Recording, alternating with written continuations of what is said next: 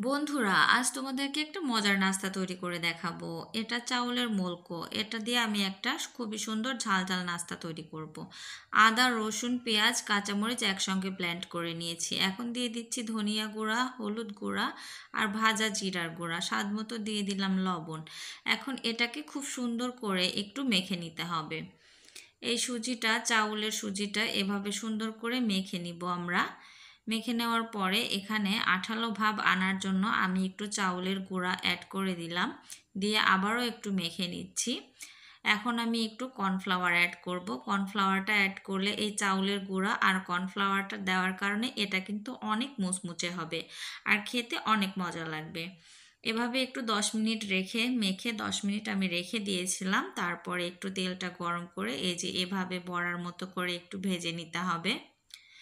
একটু golden colour করে এটাকে খুব সুন্দর করে উল্টে পাল্টে ভেজে নেব। এভাবে করে ভেজে নিলেই কিন্তু হয়ে যাবে ঝাল ঝাল মজাদার নাস্তা। বিকেলবেলা এটা তৈরি করে খেলে কিন্তু অনেক ভালো লাগবে। আশা করছি আমার ভিডিওটি তোমাদের কাছে অনেক ভালো লেগেছে। ভালো লাগলে পেজটিকে ফলো করে দিও। আল্লাহ হাফিজ।